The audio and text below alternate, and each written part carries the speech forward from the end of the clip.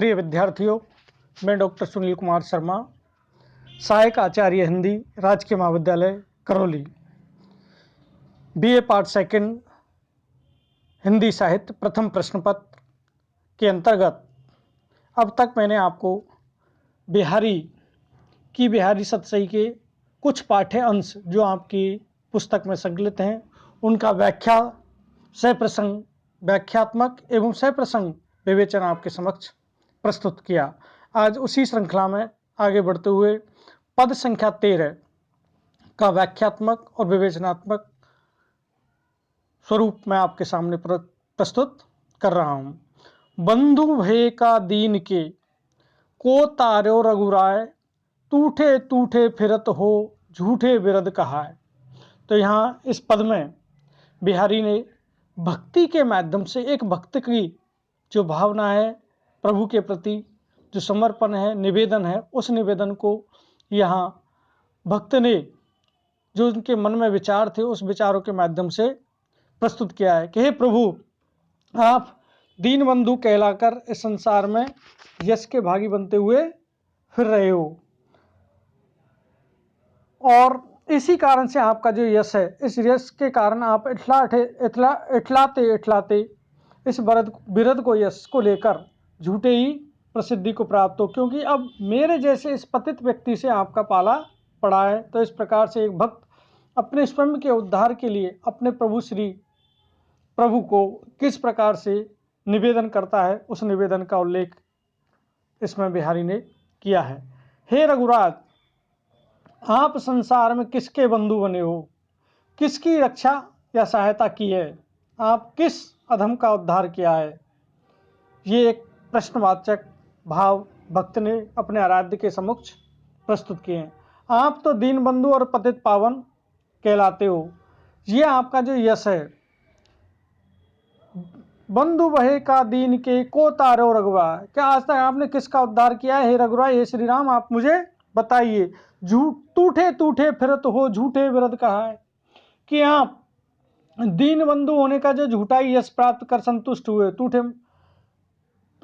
अर्थात संतुष्ट होकर जो ये यश है, इस यश को प्राप्त करके आप झूठे ही संतुष्ट हुए फिरते हो। ये कैसा आपका यश है। भक्त का कैसा आग्रह है और तकाजा है। भक्त ने भगवान से कहा है, मित्रता, आत्मीयता तथा प्यार के वातावरण में उपालंब भी कितने मृदु लगते हैं। उन उपालंबों के माध्यम से एक भक्त अपने आराध्य के प्रति, अपने आराध्य श्री राम के प्रति बंधु भय का दीन के, हे प्रभु, आप ऐसे कौन से दीनहीन लोग हैं जिनके आप बंधु भय हो, अर्थात उनका उद्धार करने वाले हो। को तारो रघुराय, और आज तक आपने किसको तार दिया, किसका उद्धार कर दिया है, इसके बारे में मुझे कुछ बताइए तो सही।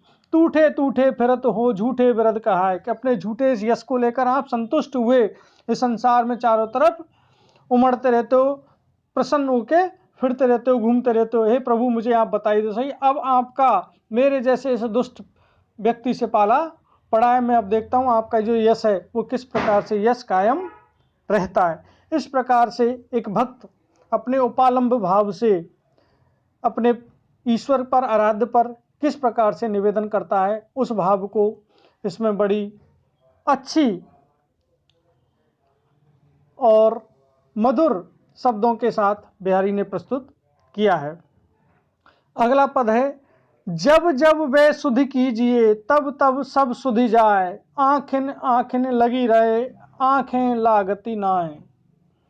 तो यहाँ बिहारी कहते हैं कि वियोगिनी जो नायिका है, उस नायिका की दशा जो है वो बड़ी विचित्र हो जाती है। तो यहाँ बिहारी ने वियोगिनी नायिका की दशा का बहुत ही मनोरम, हृदय स्पर्शी, मर्म स्पर्शी जो चित्रण है वो सखी के माध्यम से अभिव्यक्त किया है। जब जब वह सुधि कीजिए तब तब सब सुधि जाए, आँखिन आँख लगी रहें आँखें लागत नाए। कि जब जब मैं उनका, किसका, प्रिय का, अपने प्रियतम का, जब जब वह सुधि कीजिए, कि जब जब मैं उस प्रियतम का स्मरण करती हूँ, उसकी सुध करती हूँ, तब तब सब सुधि जाए, तब तब मेरी सारी जो चेतना है, संपूर्ण जागृत अवस्था है, वो बेसुध हो जाती है। आँख उन आँख लगी रहे, अर्थात मैं स्वयं ही अपने आप को खो बैठती हूँ। उसकी सलोनी आँखें मेरे हृदय में समा जाती हैं। आँख न आँख लगी रहे कि मेरी आँखें ही उनकी आँखों में डूब जाती हैं, उसके ध्यान में मग्न हो जाती हैं। आँखें लागत ना है, और अर्थात मुझे निद्रा नहीं आती। अतः मेरी आँखों में जो नींद है वो नींद भी गायब हो गई है कि जब जब मैं उसका स्मरण करती हूँ, उस प्रिय की याद करती हूँ, तब तब मैं अपनी सुध से विस्मृत हो जाती हूँ, अपनी सुध को भी, चेतना को भी भुला देती हूँ। आँखें न आँखें लगी रहें और मेरी आँखें उसके नेत्रों में ही डूबने लग जाती हैं। आँखें लागत ना है और निद्रा भी मुझे दूर दूर तक नहीं प्राप्त होती है। तो प्रेम की जो पीर है, वियोग की जो दशा है, उस दशा का बड़ा ही सुंदर और मनोहारी चित्रण इसमें दृष्टांत के माध्यम से बिहारी ने प्रस्तुत किया है। तो यहाँ यमक अलंकार के माध्यम से बिहारी ने अपनी इस स्वरूप को और साथ ही साथ विरोधाभास, आँखें आँखें लगे रहे, आँखें लागत ना है कि आँख आँखों में लग रही हैं लेकिन निद्रा नहीं आ रही है। तो इस प्रकार से यहाँ बिहारी ने अपनी काव्य कौशल का परिचय देते हुए बड़े सुंदर और मनोरम भावों के माध्यम से विरहनी नायिका की जो विरह की दशा है, तीव्रता है, पीड़ा है, उस पीड़ा को इसमें व्यक्त किया है। अगला पद है, अंग अंग नग जगमगत दीप सिखासी दे, दिए बढ़ाए हूँ रहे बड़ो उजारो गेह। अंग अंग सी जगमग मगत दीप सिखासी दे, दिए बढ़ाए हूँ रहे बड़ो उजारो है। तो यहाँ सखी द्वारा नायक से नायिका के सौंदर्य का चित्रण, उसकी सौंदर्य में आभा का, उसकी छवि का जो चित्रण है, बड़े ही सुंदर ढंग से, मनोहारी ढंग से बिहारी ने प्रस्तुत किया है। और किस प्रकार से नायिका की जो सौंदर्यमय छवि है, उस छवि को नायक नायिका की सखी से सुनकर उसके प्रति प्रेमासक्त या अनुरक्त हो जाता है, उन भावों को इसमें व्यक्त किया गया है।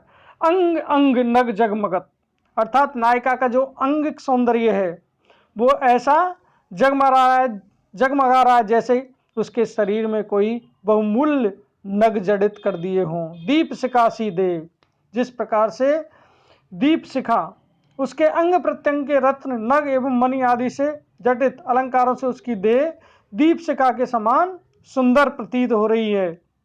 जैसे बहुत सारे दीपक जला दिए गए, दीप शिखा अर्थात दीपों की श्रृंखलाबद्ध शिखा लगा दी गई हो, वैसे ही उसके आंगिक सौंदर्य को या अलग अलग भावों से अंग अंग नग जगमगत कि उसके प्रत्येक अंग ऐसे जगमगा रहे हैं मानो दीप शिखा सी देह। तो यहाँ उसके अंग प्रत्यंगे रत्न, नग, माणिक, मोती आदि से उसकी देह दीप शिखा के समान सदृश लग रही है। दिए बढ़ाए हु रहे बड़ो उजारोगे, इसके कारण घर में दीपक को भी अगर बढ़ाए का मतलब होता है बुझा देना, दिए बढ़ाए हु रहे बड़ो उजारोगे, उसके बावजूद भी उस नायिका के आंगिक सौंदर्य की छवि के कारण घर में चारों तरफ प्रकाश ही प्रकाश बिखरा हुआ रहता है। तो इस प्रकार से बिहारी ने नायिका की उपमा अलंकार के माध्यम से उसकी जो सौंदर्य में छवि है, उस छवि की आभा को बड़ा ही मनोहारी और सुंदर ढंग से प्रस्तुत करते हुए उसको दीप शिखा के समान बतलाकर उसकी उपमा प्रदान की है। और अंधेरे में भी दिए बढ़ाए हु रहे, अर्थात प्रकाश को हटाने के उपरांत भी उसकी देह का प्रकाश ही इतना है कि चारों तरफ उजाला ही उजाला, अर्थात प्रकाश ही प्रकाश विद्यमान हो जाता है। इसलिए बिहारी ने नायिका के अनिद्य सौंदर्य का चित्रण करके नायिका की सखी के माध्यम से नायक के मन में कामातुर भावों की प्रतीति कराने का बहुत ही अच्छा प्रयास किया है। अगला पद है, छूटी ने शिशुता की झलक झलक्यो जोवन अंग, दीपत दे दुहिन मिल दीप शिखा दुहिन मिल दीपत ताफता रंग। छूटी ने शिशुता की झलक झलक्यो जोवन अंग, दीपत देहु दुहिन मिल दीपति ताफता रंग। दीपत दीप्ति अर्थात दीपक की दीप्ति, दीप्ति माने प्रकाश या चमक या कांति, ताफता एक रंग होता है जिसको कहते हैं धूप छाई रंग। इस प्रकार से नायिका की वह संधि का वर्णन नायक द्वारा स्वैगत कथन के माध्यम से किया गया है। वह संधि वो होती है जहाँ बाल्यावस्था से यौवन की अवस्था में कोई भी स्त्री प्रवेश करती है तो उस समय उसकी देह में अनेक प्रकार के शारीरिक जो परिवर्तन होते हैं, उन परिवर्तनों के कारण से उसकी देह में प्रस्फुटन हो जाता है और उसकी देह दीप्तिमान हो जाती है। ऐसी उस नायिका की देह की कांति को बिहारी ने यहाँ वर्णित किया है, जो वह संधि की अवस्था से गुजर रही है। तो यहाँ इस पद का जो अर्थ है वो मैं करने जा रहा हूँ। धन्य है अभी उसके शरीर से शैशव, शैशव का मतलब छूटी ने शिशुता की झलक, शिशुता माने शैशव की अवस्था की जो झलक है वो अभी तक छूटी नहीं है, पूरी तरह से गई नहीं है। जो बाल्यावस्था की आभा है नायिका के अंदर वो पूरी तरह से अभी गई नहीं है। झलक्यो जौवन अंग, लेकिन बालपन के कुछ आज भी जैसे चंचलता, भोलापन, निर्भीकता आदि अभी भी शेष हैं, लेकिन झलक्यो जौवन अंग कि आज उसके अंगों में यौवन पूरी तरह से झलकने लगा है, अर्थात दिखाई देने लगा है। उसके अंग दिन प्रतिदिन बढ़ते जा रहे हैं और अंगों में कामुकता के भाव दिखाई दे रहे हैं। इसलिए अभी भी बाल्यावस्था की कुछ झलक जैसे चंचलता, भोलापन, निर्भीकता आदि के रूप में शेष है, लेकिन शारीरिक अंगों में आज जैसे ही वो युवावस्था की ओर बढ़ रही है तो वहाँ उसके अंगों का विकास भी बढ़ता जा रहा है और अंगों में यौवन पूरी तरह से झलकने लग गया है। दीपत देहि दुहिन मिल, इन दोनों झलकों के मिश्रण से, इन दोनों अर्थात बाल्यावस्था और युवावस्था, दीपत देहि दुहिन मिल की बाल्यावस्था और युवावस्था के कारण उसकी जो देह है और भी ज्यादा दीप्त हो गई है, कांति से दीपत तापता रंग, जगमग हो गई है। उसी प्रकार से जैसे धूप और छाया की तरह उस नायिका का जो आंगिक सौंदर्य है, उसकी जो देह है वो तापता के समान अर्थात धूप छाई कांति से और भी ज्यादा परिपूर्ण हो गई है। तो यहाँ अनुप्रास अलंकार के माध्यम से बिहारी ने नायिका की जो लुप्तोपमा है, उस लुप्तोपमा अलंकार, वाचक लुप्तोपमा अलंकार के माध्यम से बिहारी ने नायिका की वह संधि की अवस्था को बहुत ही मनोरम और सुंदर शब्दों में अभिव्यक्त करते हुए उसकी कामातुर दशा का चित्रण किया है। और अगला और अंतिम पद है, तंत्रीनाद कवित्र सरसराग रतिरंग, अन बूढ़े बूढ़े तरें जे बूढ़े सब अंग। तो बिहारी, जैसा कि मैंने आपको पहले भी बताया था, भक्ति, नीति और श्रृंगार की त्रिवेणी उन्होंने अपने काव्य में प्रवाहित की। उसी भक्ति, नीति और श्रृंगार के अनुरूप बिहारी ने अपनी बिहारी सतसई में काव्य का सृजन किया। तो यहाँ तंत्रीनाद कवित रस सरसराग रतिरंग, अन बूढ़े बूढ़े तरें जे बूढ़े सवंग। तंत्रीनाद, तंत्रीनाद का मतलब होता है सितार, सारंगी आदि वाद्य यंत्रों का, वीणा का नाद, स्वर, अर्थात जितने भी वाद्य यंत्र हैं उन वाद्य यंत्रों का स्वर। कवित रस, कविता का आनंद। सरस राग अर्थात रसपूर्ण गायन। रतिरंग, स्त्री के साथ काम की अभिलाषा को पूर्ण करना या स्त्री का भोग करना, आनंद लेना, रतिरंग। इन सबको सब अंग अर्थात सर्वांग से मनुष्य को प्राप्त करने के लिए उद्वेलित हो जाता है। तो यहाँ कवि एक सामान्य उक्ति और कथन के माध्यम से इसमें एक मनुष्य की भावना को अभिव्यक्त करते हुए कहते हैं कि जो व्यक्ति सारंगी, सितार आदि वाद्य यंत्रों में,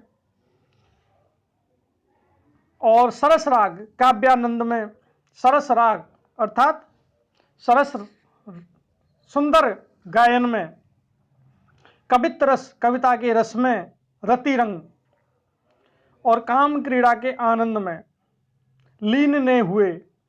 सरस राग रति रंग अनबूढ़े, अनबूढ़े का मतलब जो डूबे नहीं हैं, जो उसमें लीन नहीं हुए हैं, अर्थात इनसे अपरिचित ही रह गए हैं। अनबूढ़े, बूढ़े तरह जे बूढ़े सब अंग, अन बूढ़े अर्थात जो इनसे अपरिचित रह गए, वे नष्ट हो गए, उनका जीवन डूब गया है। तरे जे बूढ़े सब अंग, और जिन व्यक्तियों ने इन सभी में लीन हो गए हैं, इनमें डूब गए हैं, पूर्णता आनंद प्राप्त कर रहे हैं, वे स्वतः ही सफल हो गए, अर्थात उन्होंने सबकी सार्थकता को प्राप्त कर लिया है। अन बूढ़े बूढ़े तरह जे बूढ़े सब अंग, जो संपूर्ण अंगों के साथ इनमें डूब गए हैं, वही संसार सागर से उन्होंने अपना उद्धार कर लिया, अपने जीवन की सार्थकता प्राप्त कर ली है, अर्थात वे ही सफल हो गए हैं। क्योंकि तंत्रीनाद कवित्र सरस राग रतिरंग, अन बूढ़े बूढ़े तरह जे बूढ़े संग सब अंग, कि जो अपरिचित हैं, ऐसे वे अपरिचित व्यक्ति इन काम की, वाद्य यंत्रों की, सरस राग की, कविता के रस में जो पूरी तरह से जिन्होंने आनंद प्राप्त नहीं किया, ऐसे व्यक्ति कभी भी उस आनंद को प्राप्त नहीं कर पाते हैं। और जिन्होंने आनंद प्राप्त कर लिया है, वही व्यक्ति संसार से फिर परे हो जाते हैं, अर्थात उनको अपना जीवन सार्थक प्रतीत होने लगता है। तो विरोधाभास अलंकार के माध्यम से बिहारी ने इसमें